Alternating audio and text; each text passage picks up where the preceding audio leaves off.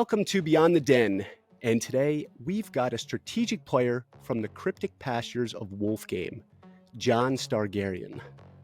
Known for his acumen in economics, he's here to talk tactics, game theory, and the future of wool. We're diving deep into the mechanics, the mayhem, and the master plan as he vies for a seat at the Farmhands Council. We're going to kick things off with an exploration of his journey in Wolf Game, his vision for the economic strategy, and how he plans to tackle the big issues. From governance to game balance, we're covering it all. John, welcome to Beyond the Den. How are you? Yeah, I'm great. Thanks for having me on. I'm excited to jump into it. For sure. Cool, man. Let's start off a little bit about yourself. And for those that may not know you, can you give us like a 30-second elevator pitch on why you're running for the Farmhands Council? Yeah, so I love Wolf Game. I was a day one minter of the project. I've been very involved since the start. Ironically, before the entire market collapsed, I basically sold most of my NFTs, but actually doubled down on Wolf Game. Obviously, that hasn't aged particularly well, but I think it can over the long term. Sure. And I think we're at an inflection point with Wolf Game here. I still believe the original thesis behind it and Shep's original thesis can and will work if implemented correctly. But I believe you need to have people on the Farmhands Council who understand what that thesis is and why it will work. It's all well and good for PV to come to us with ideas, and I think they'll have some good ideas, but we need people that understand what the general plan originally was and how we can best help them implement that plan going forward. Yeah. That is well said, for sure. That is something that we need. And as far as, so you are a day one minter, what did you mint first? Was it a sheep? Was it a wolf? It's funny. I was working in marketing for a big law firm at the time. So I never had any time, and I saw Beanie tweet and I was just like, oh my God, Beanie tweeted. I have to max mint whatever I can here. So I minted 20 animals. I think I ended up with 16 sheep and 4 wolves.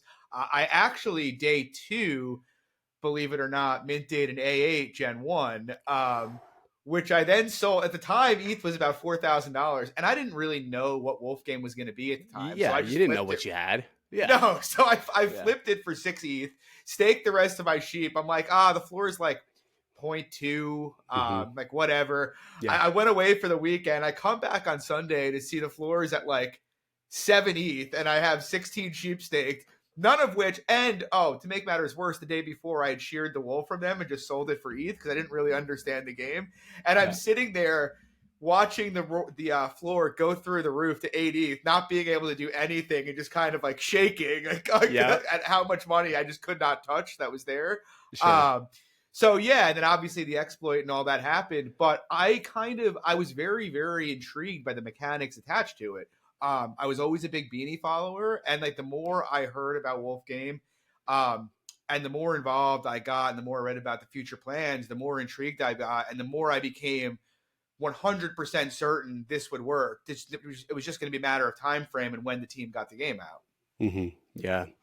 It's fascinating, brother. I was in the same boat, man, pacing back and forth. You're like, holy shit, this thing is like 6 ETH, but you couldn't unstake it, right? And you're like... Dude, I think it might have been like the worst day of my life that Sunday. Like I was literally sitting there like, oh my God, this is worth like $500,000 and I can't touch any of it. Yeah. You know? That's true. And also you can't, and you probably couldn't talk to that many people either that really would have understood what you're going through. They're like, just fucking figure out a way to sell it. And you're like, dude, it's not that easy.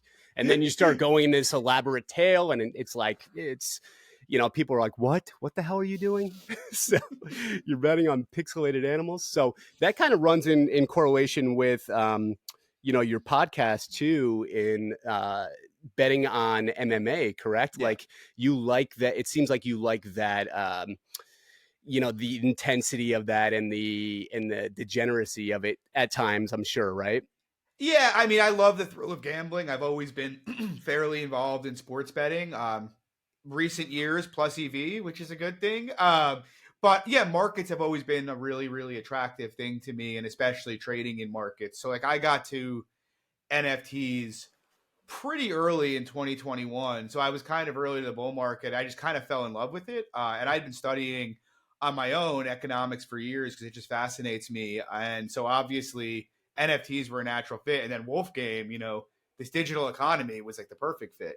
Sure, sure. And what's your background in? Did you go to college? Did you? Yeah, so believe it or not, I went to Sacred Heart University in Connecticut. I was an English literature major, believe it or not. Nothing really close to economics. Didn't really know what I wanted to do. I was just like, I like to read, I like to write. I guess that fits. And then, Sure. As I read more and more, I began to stop reading as much fiction, start reading nonfiction, began to study markets. Always had a passion for sports, and that kind of just led me into sports betting, and then later economic theory, and then later trading in crypto and NFTs eventually. Very cool. Let's talk about wool. I mean, Yeah. you're a heavy wool holder. I believe you have what, about 4 million wool Four liquid? and a half million right now. Four and a Yeah. half million. Yeah. So when did that conviction start for you with wool?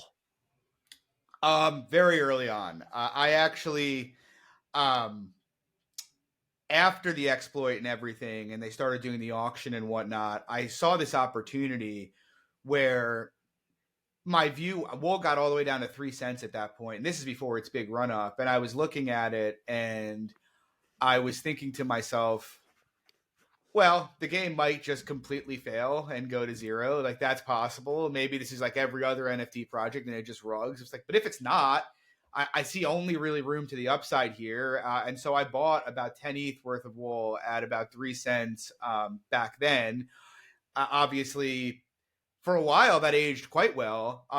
And then I sold some when it ran up, and then I spent the next year DCAing more throughout Alpha Game. And then, recently when prices got this low, I got to a point where I was sitting there and I'm like, okay, I need to make one of two choices here.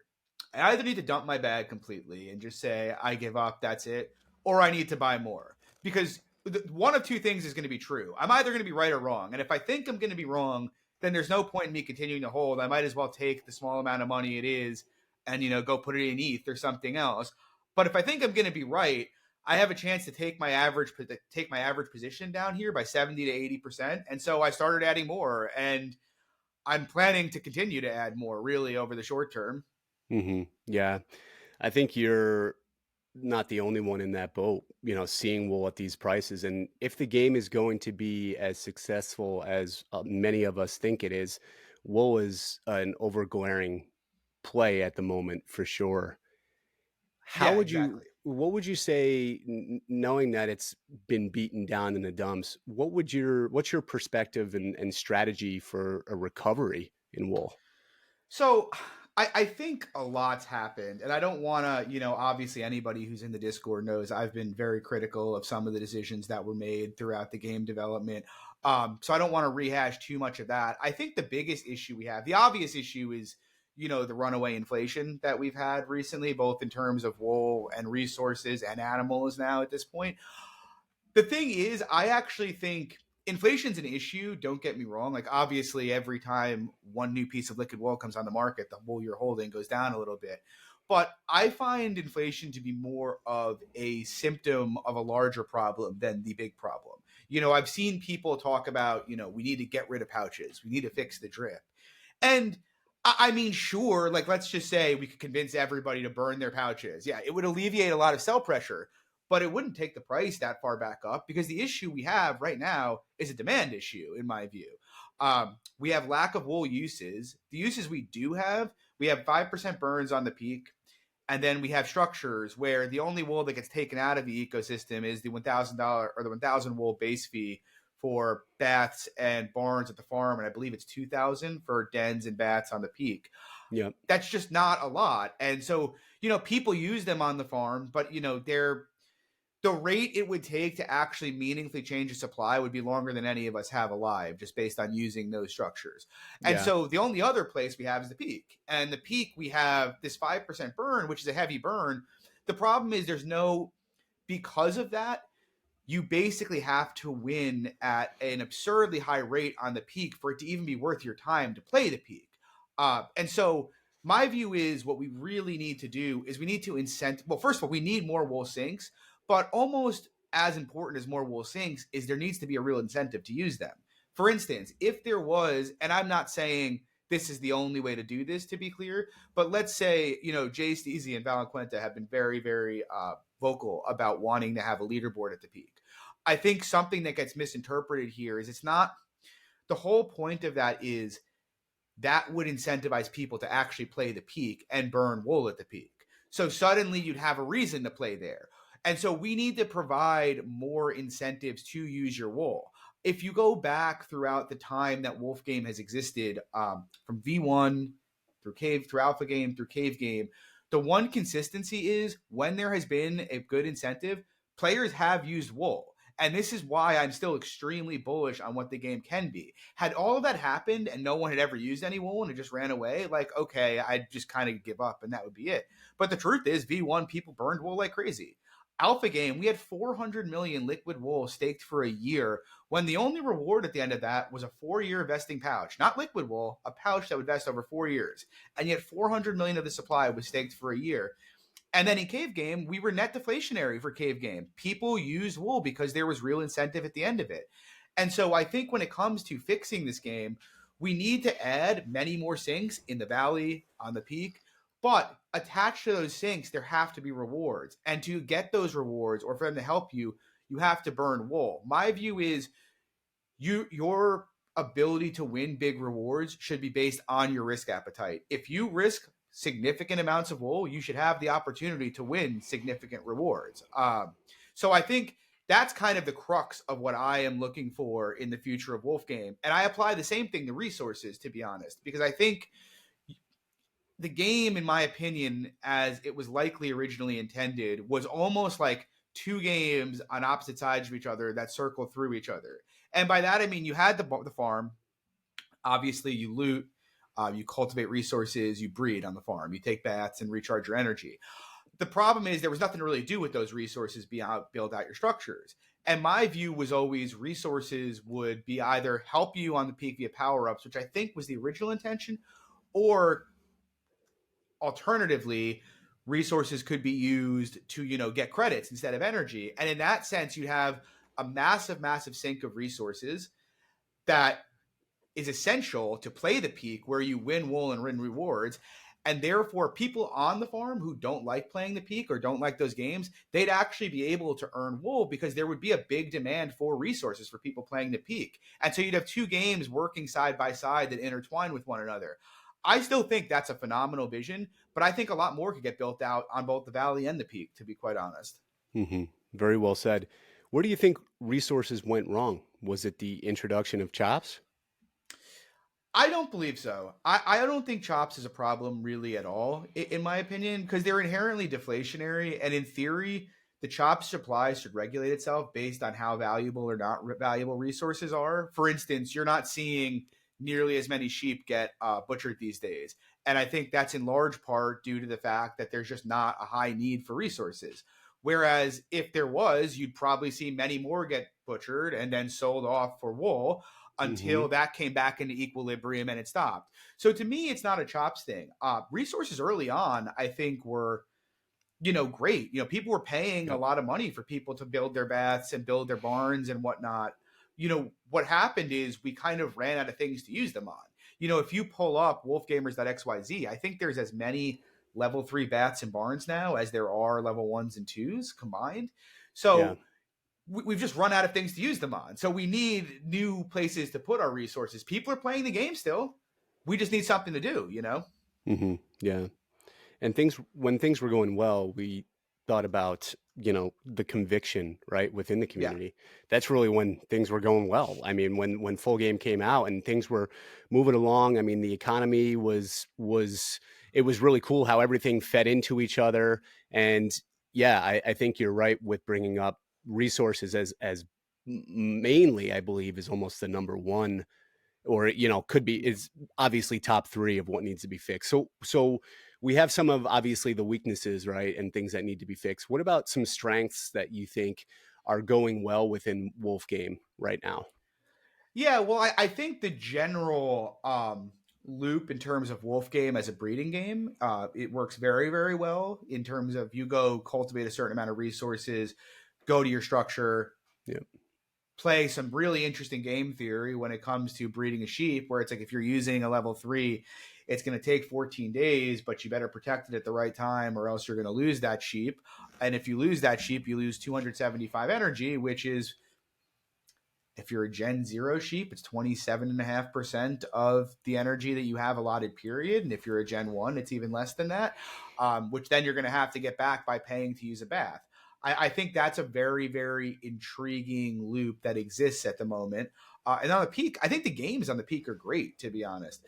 I've seen some people, not many, but a few people say the games are too boring, etc., and we need new peak games. And I'm like, man, have you played Candy Crush? Like, I spent 2 years playing Candy Crush, taking the subway up and down Manhattan, and I wasn't like enthralled, but it's like it was a lot less compelling than Wolfwitz is, or even Tug of Wool is. Yeah. Like the games at the peak, I actually think are very well made. And the Shepherd posted it when they first came out, but the idea was short and electrifying. And I actually think if the stakes were a bit higher, they would be exactly that. Like, I get a huge thrill out of playing Wolfwitz, even though, the amount of money or wool at stake is quite low at this point in time. Mm-hmm. Yeah. So I think the existing bones in the ecosystem have been built very well. They just need more depth. Mm-hmm. Mm-hmm. Speaking of depth, what would you add in for mechanics? Like, would you have any specific features that you'd introduce? In terms of like the valley? Yeah, I mean, overall, just looking at the game's allure, like something that you could add in, or do you think we have the recipe, right? Which you talked about a pretty strong foundation. Things just need to be tweaked. Well, one, I do think we have the recipe in general. Like, I legitimately think there's like 2 to 3 levers that could be pulled here, and it would completely reverse course of the ecosystem almost overnight. I really, I don't really think to fix Wolf Game. Now, don't get me wrong. When I say this, I would like to see a lot more stuff added over time to Wolf Game to expand it. But I don't think we need to go in there with a machete and take it apart and rebuild it from the bare bones. I think the bare bones are good. We just need to kind of add the incentives I talked about to use wool and to use resources. But in terms of what I'd like to see added, something that was pitched to us very early on after V1 launch was economic dominance, the quest for economic dominance. And that doesn't really exist right now. Like right now, economic dominance is I'm just going to go and breed as many sheep as I possibly can. And that's kind of it. What I'd really like to see, and Wiggles, who I also believe is running for the Farmhands Council, great guy, he actually posted this. He actually posted this in the Discord today, that he would love to see like communities like warring with one another, where they actually hate one another. And I think that's interesting. Something I was thinking in my head is, it shouldn't just be, yes, I think there's a few small levers that we can pull with regard to a leaderboard, wool, and resources to really turn the ecosystem around. But over the longer term, I'd like to see like some of the sinks that get integrated into the valley. Like, what if sabotage could de-level structures within a community? And what if a structure owner could pay wool and resources to build fortifications so someone just can't come along and de-level their structure? You could have this interesting situation where there actually is a quest for economic dominance. I have 2 structures in Community 75, which is the controversial queendom of the princess, and there's only 17 structures in that community. It's the fewest structures of any community in Wolf Game. And I was thinking to myself how interesting it would be is like, what if I have a pretty big bag. Like, what if I just decided I wanted to rule to take over there, and I wanted to de-level a bunch of the structures there and spend a bunch of my wool to protect my structures so they couldn't be de-leveled. And there was this kind of interplay between structure owners where now you're leveling up to 4, 5, 6 baths and barns and providing quicker speed up times, but you're also getting to set the market yourself because you have enough, you can in theory knock off your own competitors. Like, I think that's a pretty interesting interplay that could happen and make it a real quest for dominance. Yeah, yeah. Very interesting for sure. I always view community too as something that we're missing right? I mean, obviously sentiment is down. So Yeah. community is extremely important, and we're all divided. I mean, I don't know anybody really in 95. I'm in 95. I have a structure, and I'm like, just everybody's floating around, right? And it's sentiment overall in the game, and it starts with wool and then trickles down. But yeah, I think there's, it's definitely interesting for a someone from within to have the ability to smash their own community. But and then you have the ones that are like, hey, let's just get along here and let's build up our own communities. And but even right, converse to that, though, you could have, and I think this may actually happen based on some of the things that have been teased in general chat, but you could have something similar to Alpha Game that's a lot more interactive, where it's like every 100 communities, and like there were rewards being handed out for what you do in those communities with new additions to the game. sure, With new wool sinks, new resource sinks. Like that, to me, I think there's a lot of fascinating stuff that can be done as the game builds out and as Pixel Vault has allocates more resources to Wolf Game. sure. But what's interesting though, you mentioned sentiment, and look, it's certainly not the highest it's ever been. There's no doubt about that. Myself and others have been very, very critical of the game and where it is at this moment in time and why it's here at this moment in time. But I'll say this: I've been in NFTs since 2021. I'm in about 100 different Discords. I spend almost no time in almost any of them, and some of them I still hold NFTs in. You go into any other Discord, and it's crickets. Maybe you get a couple comments an hour here or there. You go into the Wolf Game Discord, and it is very, very passionate. Sometimes that passion comes out in ugly ways that could be better. But the truth of the matter is that passion doesn't exist for no reason. That passion is there because all of us care about Wolf Game. It's one of the few projects that has generated a real fundamental love and caring within it. It's not always pretty, but the truth is, I think that community, while sentiment may be low, I think it's as passionate as it's ever been compared to the rest of Web3. Yeah, for sure. I would agree. I definitely don't love the low blows that get thrown around. And that's where it's like, what? Like, I will fucking fight you right now. I'm going to jump through that screen and choke you. Do you know who the fuck you're talking to? You know what I mean? It's like, but, it's you got to be. So I do think, like, and it's funny that you and I are chatting too, because, like, I've always visualized you as an intelligent guy. And, you can, in a sense, there was a time when you were a little more doomy, right? And you don't seem like a doom guy now that I know you, right? And that's why I think it's so cool just getting to know the people behind the PFPs and stuff. And you've always had very intelligent takes. And so I just think that that's really cool. Yeah, I mean, if you go back to like my first year's worth of messages in the Discord, it was about as bullish as it could possibly get. Yeah. Yep. And some of it is, look, sometimes I don't get me wrong, I understand, and we all can get carried away for sure, with our passion and whatnot. Some of it is I felt the need to, I mean, I don't know whether it accomplished anything or not, but I felt the need that like someone needs to be pointing out like what is like happening here, it's not, if everybody just goes along and says, okay, everything's great, well, then I felt like it buys more bandwidth that the team doesn't necessarily have. But like I said, for as bearish as I can be at times, I think Wolf Game can still be the game that changes and the NFTs ecosystem forever, really. Yeah.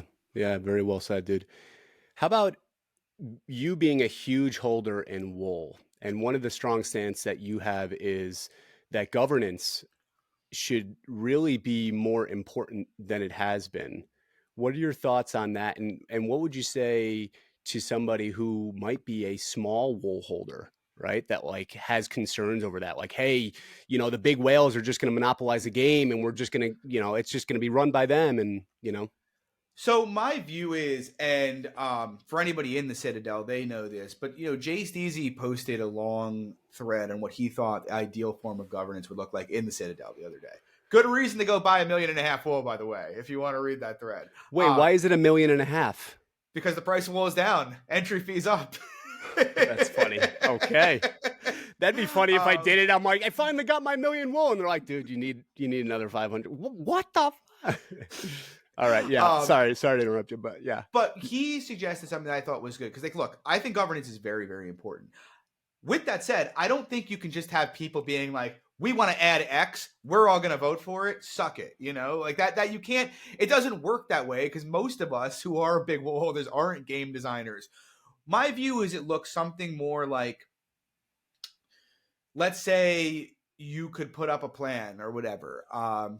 That plan then, before it ever even gets voted on, gets sent to Pixel Vault and the Shepherd, and they decide whether or not to even present it to the Farmhands Council. Because there'll be some stuff you just can't bring forward, like, right? Like if someone's like, oh, big holders should get an automatic 20% allocation of all chops that are yielded, right? Just like I use that as that would some never stupid, happen. They're pushing people around. Yeah. So, but like if Pixel Vault says yes, it goes to the Farmhands Council, who get to review it and approve it. If they approve it, then it goes for a wool vote. My view on governance is most new things, I think fundamental things in the game, like actual coded new things, like let's say we were coding new skills for farmers or new skills for wolves or whatnot. I don't think we should have much say over that. That's the game maker's property to do. I think as things pertain to wool and wool's uses in game, I think all of that should pretty much be voted on. And this is also a thing where I think the burns left a sour taste in a lot of people's mouths, but I think one of the big problems with the burns and how they evolved was there was never any ability to vote to change them. Like I think a lot of this voting should be dynamic. I know for a fact that most of the big holders, including myself, who voted for burns, had they held another vote, would have voted to drastically reduce or eliminate them entirely. So I feel like this is one of those things where it's like we're afraid to give power to the people, but the truth is, like, we all play the game. The people who are playing the game, they understand the economics of it to a degree. So, like, if we vote to implement if they put up a burn for a vote, like a new burn, and we vote for the max, and everybody realizes a month in, I don't see any reason why we shouldn't just have a revote to bring it down, If anything, I would argue what happened with the burns would have been a perfect example that the community is more reasonable than people think. But my view is we should have votes with regard to wool use. There should be the ability to make proposals for additions in game. But like I said, I think any proposal for an addition in game should have to clear Pixel Vault first, clear the Farmhand Council second, and then be voted on. But yeah, I mean, that's my view. We should vote on just about everything with regard to wool, and then have the opportunity to give proposals. Mm-hmm.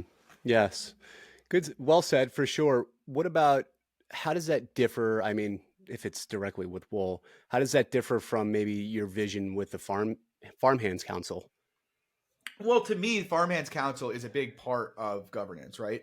Because under that system, they'd have to approve anything that goes through. And I think that is why the stakes of this election of the Farmhands Council are fairly high, because you need people up there who can reasonably evaluate ideas. Like whether they go with my governance idea or not, you need people who can evaluate ideas and look at them and say, okay, this makes sense, or no, this is going to exacerbate an existing problem. Like just for instance, I used this example the other day, if Pixel Vault comes with a proposal and it's like, we're going to hand out all of these wool rewards to people on the Valley, there are probably some people who would jump at that and be like, yes, I need that.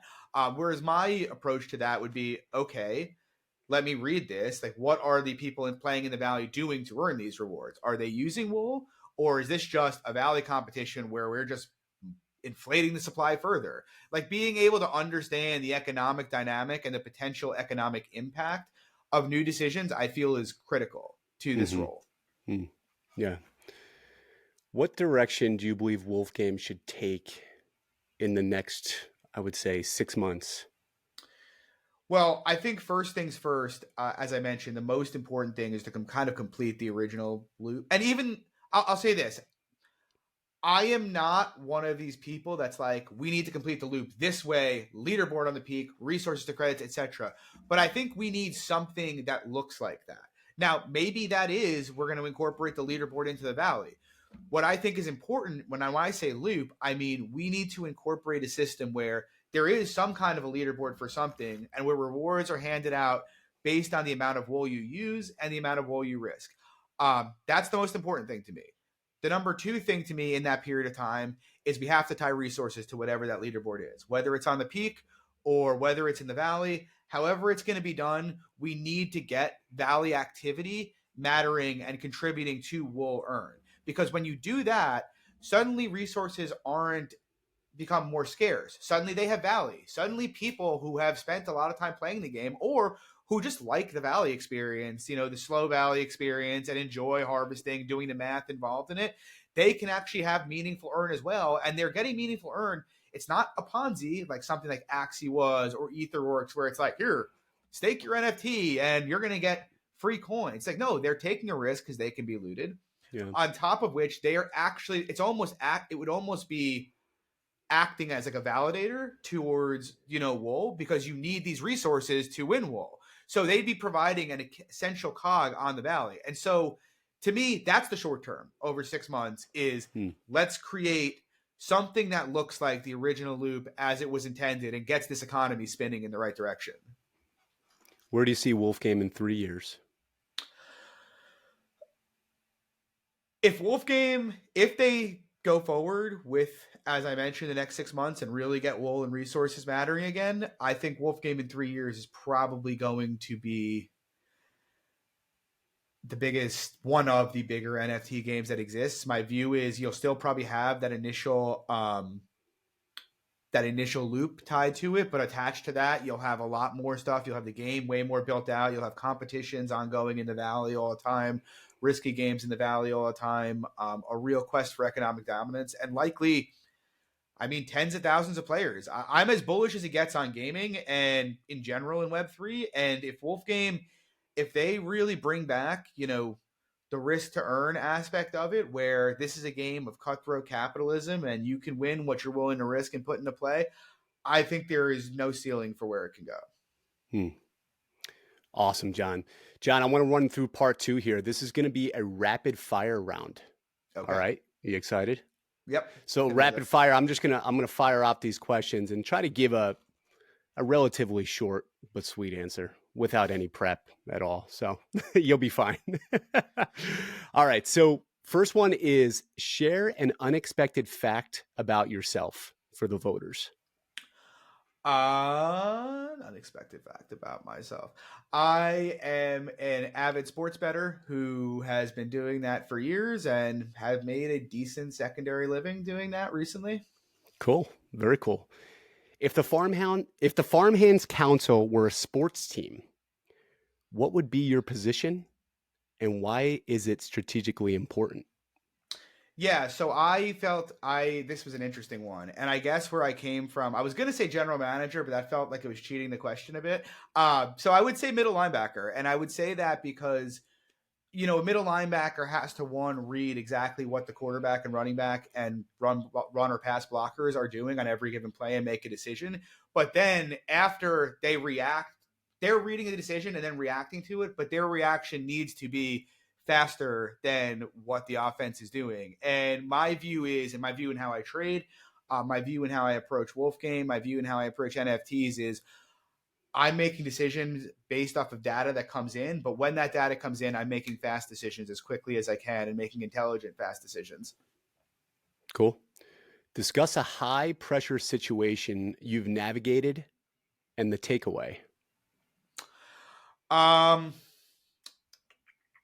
to think of which one I should go with here. Sure. I'm not going to give a boring one. I'll give a more fun one. I had my second son was born about 4 months ago, and he was born 6 weeks early. My wife went into labor on the way home from work on a Friday. Just about nothing was prepared for it. We had just started to prepare his room and whatnot and all this stuff. And suddenly it's 4:00 on a Friday and I'm getting a phone call saying, I'm in labor. I think we're going to have the baby. And now I'm trying to figure out what we need to do. And I'm sprinting all around. And ultimately I had to take a breath, sit back and say, okay, I'm meeting her at the hospital. What do you need? You need a bag. You need the baby bag. You need to get your other son to grandma's house. And then you got to start planning on getting that room ready over the weekend. So I kind of took my time, meticulously went through everything, met her at the hospital. The next morning, ran home to start tidying up stuff at the room, buy stuff we needed, etc. But yeah, I mean, I found just going slower sometimes makes more sense than going fast, if that makes sense in high pressure situations. Yeah, slowing down in order to speed up. I love that Yeah, quote. exactly. Yeah, and in anything that has to do with your kids, it's like you really don't know love until you Oh have God, kids. yeah. I don't know. It's crazy. I thought I loved my dog, prior to kids, but it's like, holy shit. You know what's Anyways, crazy? Oh, sorry. no. What were you gonna say? Sorry. I was Yeah. gonna say, in that vein, my wife and I, we used to watch Law and Order SVU all the time in bed, and now I'm like, I can't watch it anymore because so much stuff has to do with kids. I'm like, I literally can't. I can't Oh watch this yeah, stuff I anymore. agree, dude. Like the kidnappings, or like, Yeah. or the like the freaking porn shit, the kitty porn stuff, and you're like, Yeah. I want to jump through the screen again and kill this individual. Yeah. I would Exactly. love to be a part of a SWAT team and be the first motherfucker on the scene and choking and like, remember that show? What the hell was it? Like that ABC show where it was like To Catch a Predator, right? Yeah. The guy was fucking great. He'd be sitting there just sipping coffee. Hey, John, how are you? You're like, what the fuck? And then the guy jumps out of the bushes and slams him. That'd be awesome. Oh, that's funny. All right. With you. Let's keep going here. So talk about criticism that you might have received, maybe even recently, that helped you grow as a leader. Yeah. So something in the same vein as slowing down to go faster, I have a tendency not to rush to conclusions, but I tend to be very, very single-minded in my focus. Or I did tend to be for a lot of, my life. Like something would happen, or I would be doing something, and I would just focus relentlessly on one thing. And sometimes that focus would let, other things in my life or at my job kind of fall into the background.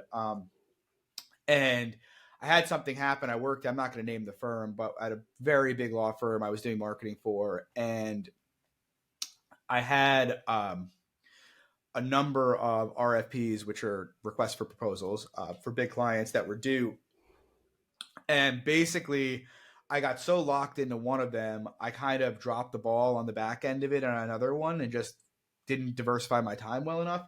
And I had my boss come to me and she said, John, you're very smart. You're very good at what you do. You're very detail oriented, but the truth is you're never going to go where you can go unless you can actually take a step back and breathe and see the whole picture.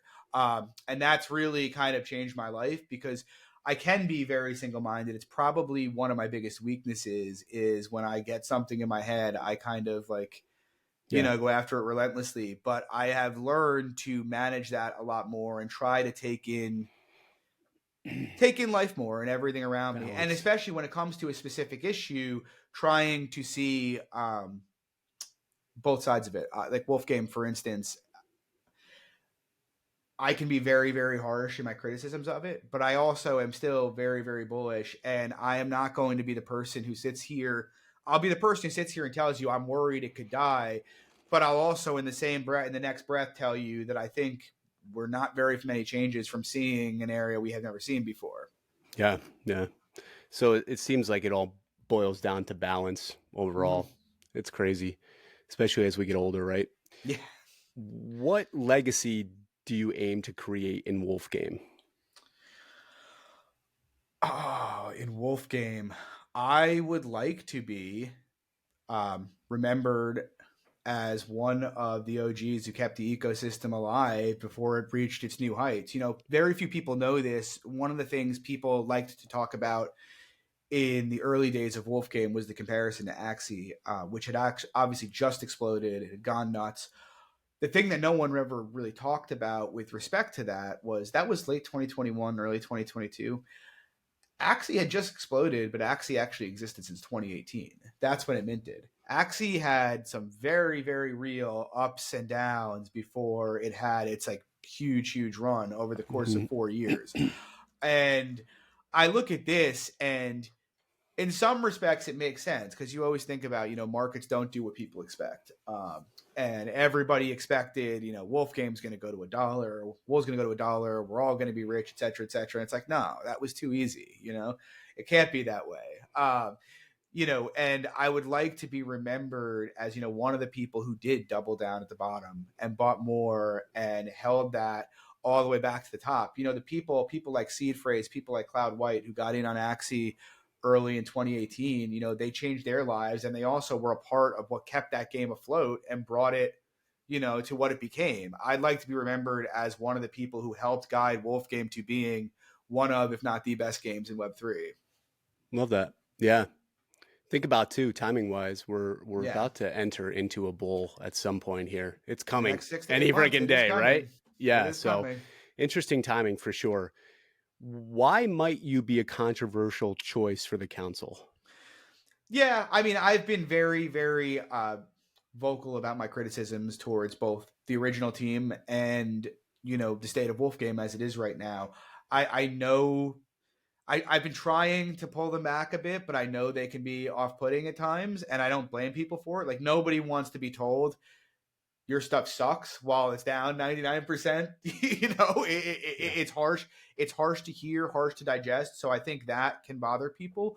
In the same vein, I also think it's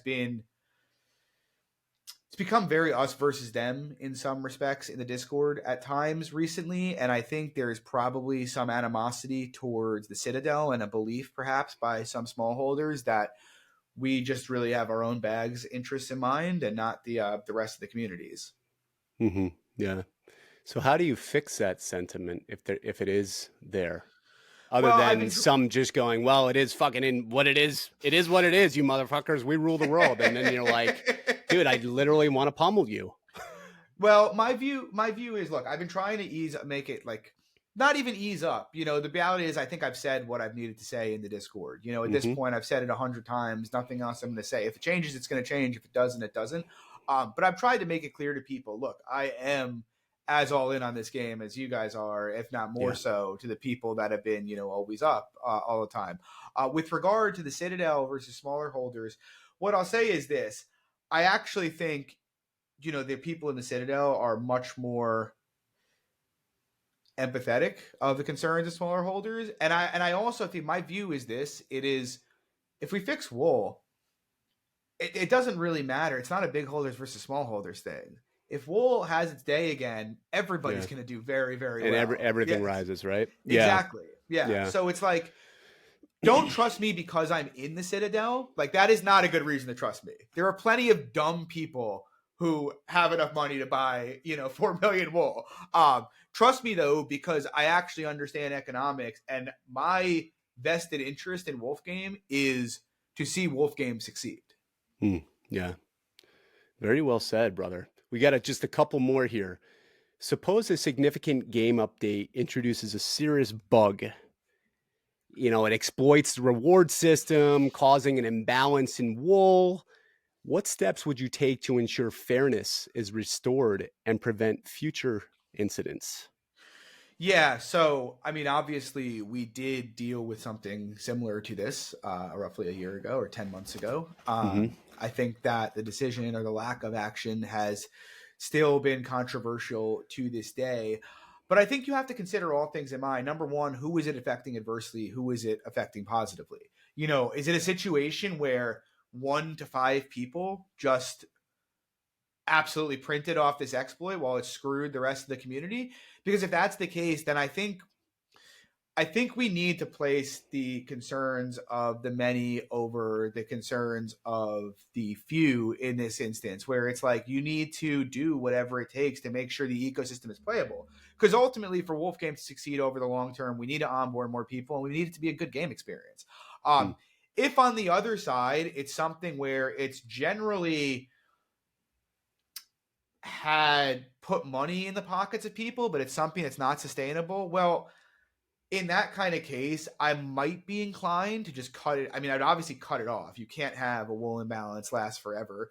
But I also, depending on the degree of inflation, might be willing to just let it go. And if we have enough especially if we have enough players, right? Because if we have enough players, we'll burn off the inflation. I just think you have to, it's a case by case scenario. My view is just look at it, look at the facts and see,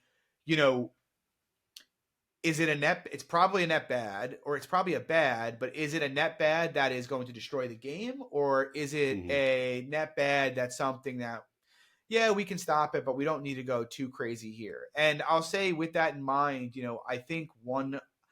I think in retrospect, a lot of us, myself included, we argued not for fixing the exploit because Seed bought a punk with it. I love Seed Phrase. He seems like a great guy. He's obviously been a huge patron of Wolf Game, owns a ton of land. But I think at the time, myself and others said that because we didn't want Seed to get upset and sell off a considerable portion of his assets to see floors drop. And in retrospect, I think that's the wrong decision. Because it had an outsized impact on the resource economy. Now, the resource economy was going to be always down anyway, just once the structures were built out. But the reality is it took us to the ground a lot faster than it needed to, and it probably lowered the sentiment faster than it needed to. And I think, even Seed would acknowledge at this point he'd like to, I think, get rid of the exploit. But I think that was an example of placing the one above the many because we all kind of had the same fear. And I'm guessing Shep probably had the same fear as well. And I think sometimes you need to make the hard decision and, just do it, even if it's going to hurt floors. Yeah, for sure. And if somebody acts as brash as that, it's like they weren't meant to be part of the game in the long run anyway. Exactly. Right? It's like, exactly. How convicted are you? And at any moment, you're just going to snap and release assets anyway if we get a pump or whatever. So I agree. I think that's very transparent. How about describing a time when you successfully collaborated with people who had different views than you? I do that quite a bit. With is it your wife? Among others. But I work in my kind of day job right now. I work in account management for a tech firm. I do account management and sales, and I'm constantly working across 4 different teams with some very, very big personalities. I'm not going to get too into the people I work with in case they stumble upon this or stumble into Wolf Game. But needless to say, our incentives are very, very rarely aligned when it comes to, operations, marketing, and sales. There tends to be a lot of headbutting, but, the truth of the matter is at the end of the day, we all have the same goal, which is, revenue generation for the company. And my goal as far as that goes is, look, there's some things I can't bend on. And this is how I treat everything in real life when it comes to this kind of thing. There's aspects of my job I can't bend on. I can't, if I have a client who's, going to be generating the company $100,000 a month, I'm not going to lower, I'm not going to increase their minimum fee just because you want to, because it's custom, because we're doing it for most of our clients. I'm just not going to do that. But for anything I can bend on, if it's process wise or approach to new clients, look, I'm trying to make sure everybody's happy if I can. The only time I'm going to try to, I'm okay with leaving people unhappy is if I think they're acting outside of the best interest in the company and I am the one acting in that interest. Mm-hmm. Sure. Okay, cool. How about what skill or attribute do you have that sets you apart from most others? Yeah, I would say as an attribute, I tend to view things very probabilistically. Part of that comes from betting, and I've learned a lot. I've worked with, MMA. This year's been bad, but I've done very well betting MMA over the last couple years prior to this year. But in addition to that, I've worked with a lot of people betting other sports who are very smart and think about everything probabilistically. And it got me thinking about that. So instead of now I kind of approach life and think in terms of, I used to think in terms of, will something happen? Won't something happen? Is this right? Is this wrong? I now tend to take the approach of, what are the chances if something happens that X will happen, or what are the chances Y will happen? And I think that's an advantage because people tend to get very, very emotional in their decision making. They tend to, they have an idea and they're like, and that idea becomes, this is the only thing that can happen, period. Because I think this will happen, it's the only thing. Whereas I approach things and I'm like, okay, I think the chances, let's say, of Woe going to 0.0015 again, or touching 0.0015, are probably greater than 50%, but I don't think they're greater than 90%. And I think that's an advantage. Do I think the chances of Woe going to 0 exist and just the Wolf Game failing? I do. Do I think but saying I think something could happen and something will happen, are two very, very different things. And I think you can kind of see that in the sentiment and the way people talk about it in general chat. And I think it's an advantage for me because I do a fairly good job at kind of assessing the odds of something happening and making a decision based off of that. And I think for this role in particular, having somebody who can look at new proposals from the Pixelball team and be able to say, maybe not with 100% certainty, but with a reasonable degree of certainty that something is likely to happen, very likely to happen, or will happen, being able to differentiate between those things is very, very important. Yeah. Well said. Last question, which will be a mystery question, another mystery, we'll throw one in there. So imagine Wolf Game has the opportunity to be featured in a crossover event with a major film franchise. Ooh. Which franchise would you choose, and how would you integrate the narrative of Wolf Game into this universe to create a compelling storyline for both fans and newcomers? Well, in terms of a major franchise, how major does it have to be? Like a Hollywood movie that's with more than one movie? Does that meet the Dude, it's really your world. We're just living in it. All right, Wreck-It Ralph. There's 2 Wreck-It Ralph movies, which completely takes place inside of a video game, right? Having some kind of integration with, let's say, the Wreck-It Ralph movies, which I believe are made by Pixar, who are a major, obviously major motion studio. Having, say, Ralph end up getting trapped in Wolf Game and needing to win enough resources to buy credits to the peak where he needs to win 100,000 wool against all of the Alpha A8 wolves to get himself out of there and back to his home, I think would be pretty cool. This literally sounds like a dream you had. And audience and community members, I did not prep John at all for this. So that was pretty flawless. I like that. Very cool. Any last parting words that you want to tell the community before they vote in the next coming days? Yeah, I mean, I'd appreciate everyone's support, both the big holders and the small holders. I believe it or not, I know my tone can come off bearish at times and come off as perhaps being pretentious, but it's not intended that way. Believe it or not, I love Wolf Game as much as all of you. It's the only reason I'm sticking around here. We all had opportunities to leave at every point. Many people have. I know many people who have. I haven't. I have no plans to. I've said it in the Discord before, and I'll say it again. I'm holding my bag to the moon or to zero. No in between with it. I have high conviction in Wolf Game, but I think Wolf Game, for it to become what it needs to become, needs to follow the path and the loop that Shep intended before anything else. And I think to get to that loop, you need people who understand it and who understand economics to be advising the team. I would love to be your choice. And if so, I promise I'll represent both the big holders and the small holders. And I'll try to provide some beanie hype if I can from the Pixelball team. So if you want to increase transparency, I'm your guy. I thank you so much for coming on Beyond the Den and sharing your insights. And voters, I ask you to, take John serious. I mean, he's one of our first guys that jumped on the show to plead his case. We look forward to our next candidate coming on, which will be Payman. Let me know if you want to see more, any questions that you have, if you need some more clarification from John. Hit him up in the Discord. John also has his podcast, which is the name of it, John? It's called the Club and Sub Podcast. It's Wednesday night, 7 p.m. Eastern. It talks about mixed martial arts betting, and particularly on the UFC. Awesome.